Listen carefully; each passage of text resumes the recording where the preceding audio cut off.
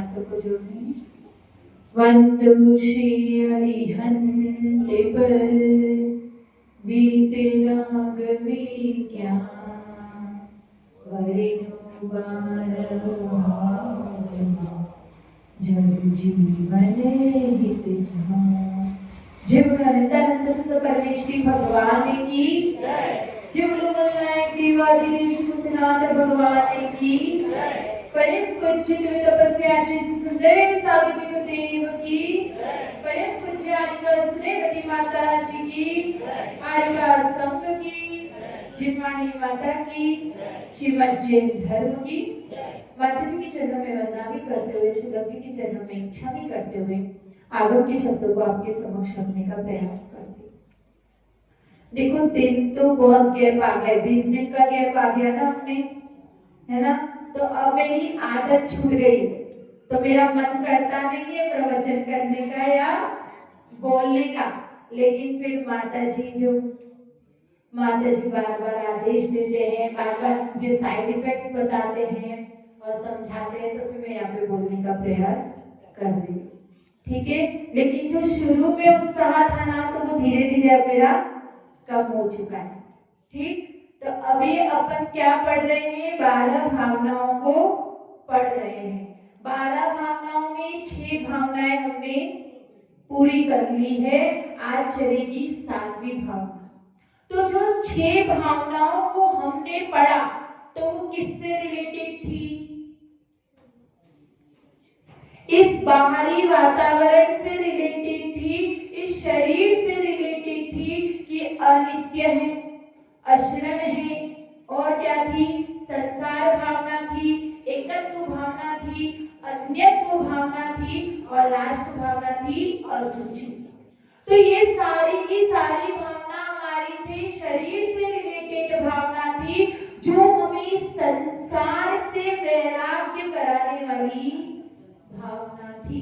कि हम इन भावनाओं के बारे में चिंतन करते हैं, जब भावना भाते हैं, ध्यान करने की कोशिश करते हैं, इनको एक एक खोल कर देखते हैं, तो हमें महसूस होता है कि संसार में कुछ भी नहीं है। तो इस संसार से हमें क्या होता है? वैराग्य होता है। और जो भी भावना भाई थी वो इस शरीर से रिलेटेड भाई। अब भावना आगे की जो चलेगी, क्या क्या नाम है? आश्रव, संवर, निर्जरा, बोधि दुर्लभ, लोक भावना और धर्म भावना। तो ये सारी भावना हमें क्या करेगी? मोक्ष मार्ग में प्रवृत्त कराएगी। इसको हमें दृढ़ कराएगी कि हमने जो मार्ग चुना है वो सही चुना है। और यहाँ पर हमारा जो काम चलेगा, अब तक बात चल रही थी शरीर की, शरीर अकेला है, अकेले आए अकेले जाएंगे, इस शरीर का कोई भी साथी नहीं है, ये सारी बातें चल रही थी।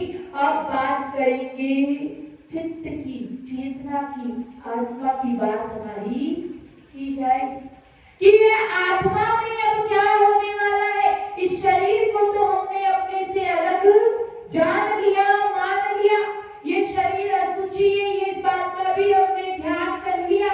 लेकिन अब जो ये शरीर जिस वजह से मिला है, वो कारण क्या है?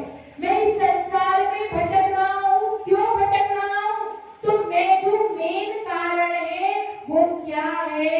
मेरी आत्मा में लगे हुए कर्म, उन कर्मों की वजह से मेरा यहाँ पर भटकन चल रहा है, इस संसार में परिभ्रमण चल रहा है। तो सबसे पहले आएगी आश्रव भावना। आश्रव का मतलब क्या होता है? कर्मों के आने के द्वार को क्या कहते हैं? आश्रव कहते हैं। और क्या कहते हैं? जो मन, वचन, काय की प्रवृत्ति से, जो इन योगों से आत्मा के प्रदेशों में हलन चलन परिस्पंदन होता है, उसकी वजह से कर्म क्या होते हैं? आते हैं। कर्मों का आश्रव होता है। तो आश्रव का नॉर्मल सिंपल डेफिनेशन क्या है? कर्मों का आना। क्या है? कर्मों का आना क्या क्या हो गया? आश्रव। और मेन किसकी वजह से आते हैं? मन, वचन और काया के निमित्त से कर्मों का आश्रव होता है। तो यहाँ बात कर रहे हैं आश्रव की, तो हमें इसी भावना को भाना है कि जिन कर्मों के आने से, जिन कर्मों की वजह से मेरा इस संसार में परिभ्रमण चल रहा है, तो उसको मैं क्या करूं? रोकूं, उसको जानूं और उसको दूर करने का प्रयास करूं। हम जब भी बात करते हैं कि दुख कौन देता है, हम दुखी क्यों हैं, किस कारण से दुखी है, कोई हमसे ये पूछेगा तो हमारे मुंह से क्या जवाब निकलेगा? क्या निकलेगा बताइए? कि इस व्यक्ति ने हमें दुख दिया, ये मेरे जो है ना, ये मेरे साथ में ऐसा व्यवहार करता है, मेरा बेटा ऐसा करता है, मेरी बहू ऐसी करती है, मेरा पड़ोसी ऐसा करता है, ये मुझे बहुत तकलीफ दे रहा है, परेशान कर रहा है। तो जब भी बात दुख के कारण को पूछेंगे तो हमारा ध्यान बाहर ही जाएगा। लेकिन जब हमने सामायिक पाठ को पढ़ा था, याद है सामायिक पाठ में? तो जब हमने सामायिक पाठ पढ़ा था तो उसमें पढ़ा था कि कोई भी हमें सुख और दुख दे नहीं सकता।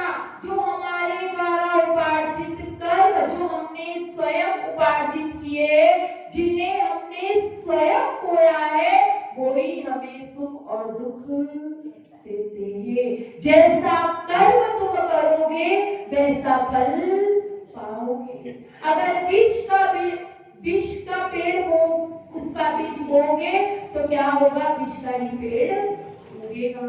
तो जैसा करोगे वैसा ही फल हम पाएंगे। तो ये आश्रय दो प्रकार से, एक तो होता है शुभ आश्रय और दूसरा होता है अशुभ आश्रय। तो जो जैसा करेंगे, एक अपन पढ़ते हैं 12 भावना की लाइनें, उसी को पढ़ के उसी से समझ जाएंगे तो जल्दी हो जाए, ठीक है? तो जो सर जल आवत मोरी त्यो आश्रव कर्मण को दर्वित जीव प्रदेश गए हैं जब पुद्गल भरमन को। क्या बता रहे हैं पहली दो लाइन में?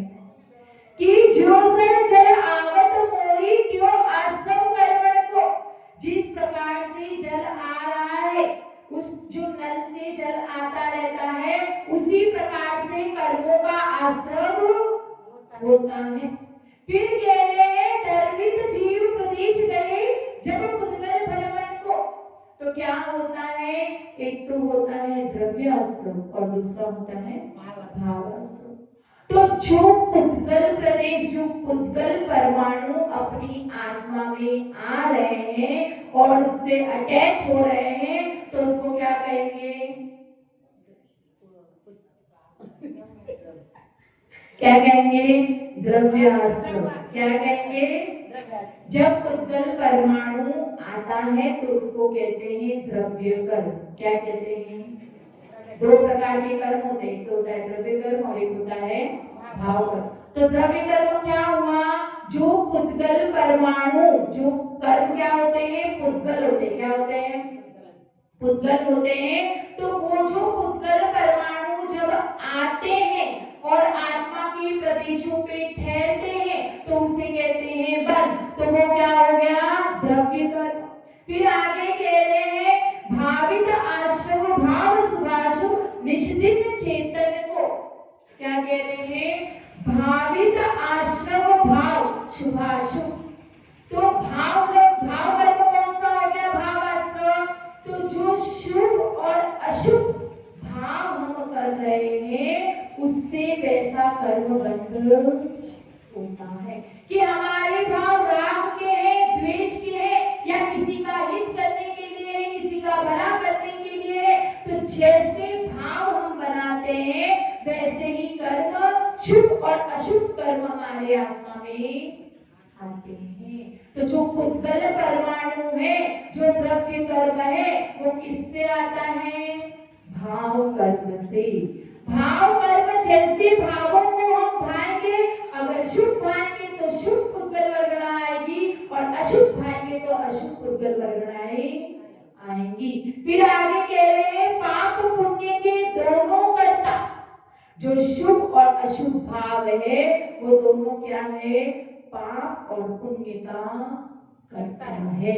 शुभ भाव पाओगे तो पुण्य और अशुभ पाओगे तो पाप। तो यही बात हमें समझनी है यहाँ पर कि हमारा अगर चित्त कभी अशुभ में जा रहा है तो उसको क्या करना है, शुभ में लाना है। क्योंकि हमारे पास में क्या है, जो ये मन वचन काय है, ये तो क्या हो रहे हैं, निरंतर चल रहे हैं कि नहीं चल रहे हैं। किसी ने अपने मन वचन काय को रोक के रखा है क्या? हम अपने मन वचन काय को अभी रोक नहीं पा रहे हैं, ये निरंतर चलते रह रहे हैं। तो ये चलते रह रहे हैं तो हमारे पास में दो ऑप्शन है, क्योंकि ये चलेंगे तो कर्म तो आएंगे। आश्रम को रोक पाएंगे क्या हम? अगर इनकी क्रियाएं चल रही है, अगर इनका चंचलता हो रही है मन वचन काय की, और इसमें परिस्पंदन हो रहा है, तो क्या होगा, कोई ना कोई कर्म तो आत्मा में आएंगे, कोई ना कोई कर्म का तो आश्रम होगा। तो हमारे पास में दो ऑप्शन है, एक तो शुभ और एक है अशुभ। तो आप डिसाइड कर लो कि आपको कौन सा कर्म चाहिए, कौन से कर्म को आप चाहते हो। तो हमारे पास में ऑप्शन दो है, तो सिलेक्ट करने में कौन सी समझदारी है। जैसे अपने पास में अपने घर में दो खिड़की है, हाँ? एक खिड़की तो क्या करती है, बगीचे की तरफ खुलती है, और दूसरी खिड़की कहाँ खुलती है, जहाँ पे कूड़ा कचरा पड़ा हुआ है। तो कहाँ की हम खिड़की खोलेंगे। और एक स्पेशल भी इसमें है कि जहां की आप खोलोगे तो दूसरी क्या हो जाएगी, ऑटोमेटिकली बंद हो जाएगी। तो कौन सी खिड़की खोलने में हमें समझदारी है, कौन सी खोलेंगे, थोड़ा जोर से बोलो, कौन सी? बगीचे वाली। तो बगीचे वाली खिड़की हम खोलेंगे, क्योंकि वहां से क्या होगी, सुगंध आएगी और हमें अच्छा लगेगा, उसे भोगने में भी अच्छा लगेगा, उसे अनुभव करने में भी हमें सुख प्रतीत होगा। और कूड़ा कचरा वाला करोगे तो क्या होगा, दुख ही मिलने वाला। तो उसी प्रकार से हम यहाँ पर शुभ कर्म करेंगे तो अशुभ कर्म की प्रवृत्ति अपने आप रुक जाएगी। अगर शुभ में प्रवृत्ति करेंगे तो कर्म भी शुभ आएंगे और अशुभ कर्म अपने आप रुक जाएंगे। इसलिए समझदारी किसमें है कि शुभ कर्मों को करो। जब भी हमारा मन बाहर भटक रहा हो, जैसे क्या होता है, पूजा करने के लिए अपन बैठे हैं तो अपनी पूजा क्या हो गई करके। अब जैसे ही अपन विसर्जन करने जा रहे थे तो वहां पर एक व्यक्ति आया और कहता है कि आप पूजा कर रहे हो, तो मैं भी आपके साथ में एक पूजा कर लेता हूँ, फिर अपन दोनों साथ में क्या करेंगे, विसर्जन कर लेंगे। तो अपन ने उसको तो हाँ कह दिया, लेकिन बाद में मन ही मन वो तो पूजा की लाइनें पढ़ रहे साथ साथ में। वचन और काया अपना कहाँ है, मंदिर में है कि नहीं, साथ में पूजा की लाइनें तो अपने रटी हुई है, तो वो पढ़ेगा तो साथ में अपन भी पढ़ेंगे। और काय से भी हम मंदिर में है, लेकिन मन क्या कर रहा है, कहाँ से आ गया ये अभी, अब मेरा फटाफट पूजा हो गई थी, अब मुझे वो सारे काम करने हैं, उतना सा टाइम सेट करके रखा था, अब वो काम मेरा क्या हो गया, डिस्टर्ब हो गया। तो काम क्रिया तो हम शुभ की कर रहे हैं, हम समय लगा रहे हैं, लेकिन भाव क्या कर रहे हैं, हमारा भावों में गड़बड़ कर दी। अगर हम उस समय ये सोच ले कि कितना अच्छा है, कोई बात नहीं, अभी मैं यहाँ पर पूजा तो इसके साथ में कर ही रहा हूँ, तो मैं बाहर के विकल्पों को छोड़ देता हूँ, समय तो लगा ही रहा हूँ, लगा रहे कि नहीं लगा रहे, समय तो लगाएगा, तो मैं वहीं पर क्या कर लेता हूँ, ध्यान दे देता हूँ और पुण्य कर्म का आश्रम कर लेता हूँ। लेकिन हमारे मन और भाव बिगड़ जाते हैं, तो हमें सिर्फ वचन और काय से ही क्या होता है, शुभ परिणाम मिलती है, मन से उतना मिल नहीं पाता।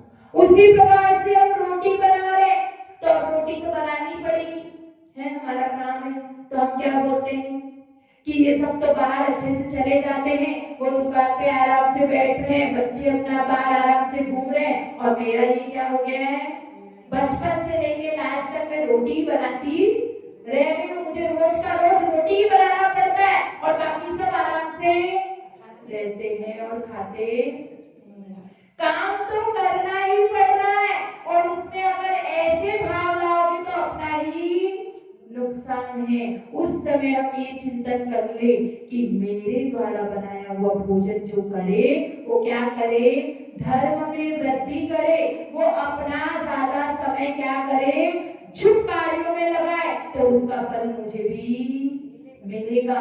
और एक और कर सकते हैं क्या, कि मैं जल्दी से काम निपटा के बैठ के अपना स्वाध्याय तो कर सकती हूँ, मैं अपना जाप कर सकती हूँ। मेरे पास में वो ऑप्शन है कि वो जब तक खाने नहीं आ रहे तो उतना टाइम मुझे मिला है। तो जब हम ये चिंतन करते हैं तो हमारी वो ही क्रियाएं हमें क्या कर देती है, शुभ कर्म का आश्रव करा देती है। तो सारा खेल भावों का है। अगर हम ये नहीं जाने, जैसे एक घर में चोर घुसा है, ठीक है, सब कुछ चुरा कर ले गया।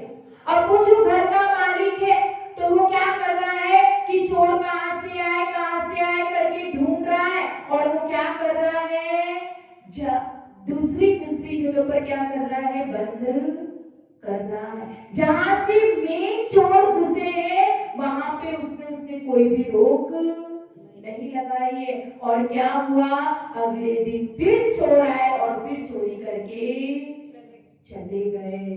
तो फिर क्या, तो उसको जानना था कि कहां से चोर घुसे हैं और उसी दरवाजे को बंद करना था। उसी प्रकार से संसारी जीव की दशा, वो चाहता है कर्मों को रोकना, क्या करता है, कर्मों को रोकना चाहता है और शरीर आदि क्रिया शरीर के द्वारा कोशिश भी करता है, सब प्रकार से ट्राई करता है, लेकिन शरीर के माध्यम से तो कर्म आते ही नहीं है।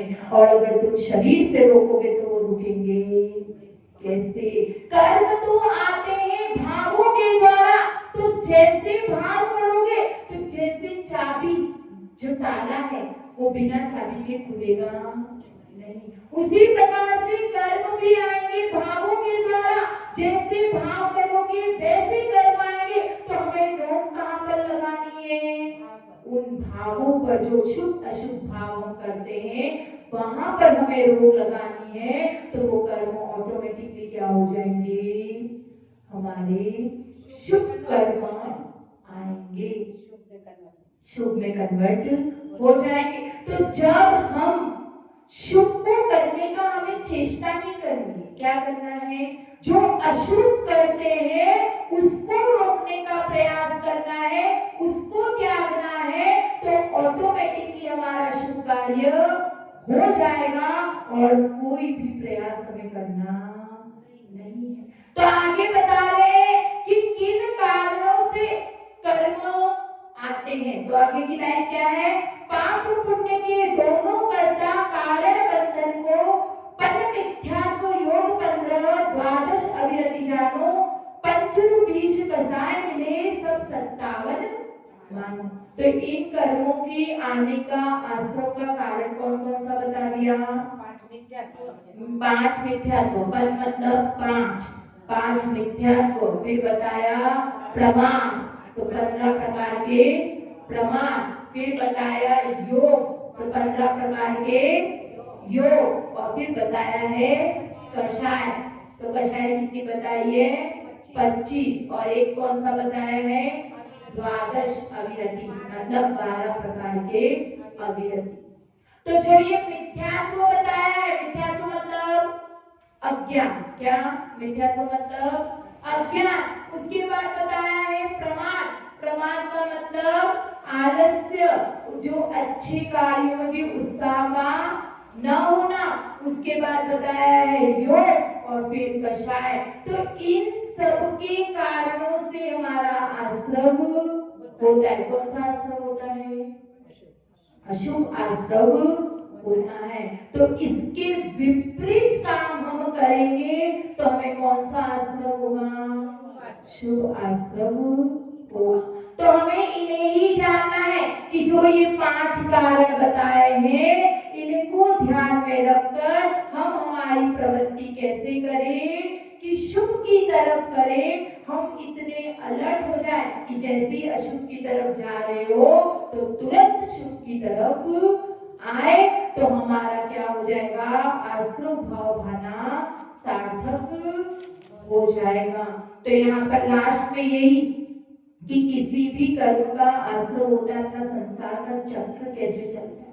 कैसे चलता है संसार का चक्र कि पहले तो हमारे राग द्वेष भाव बनते हैं, और राग द्वेष भाव बनते हैं तो क्या होता है, कर्म का बंध होता है।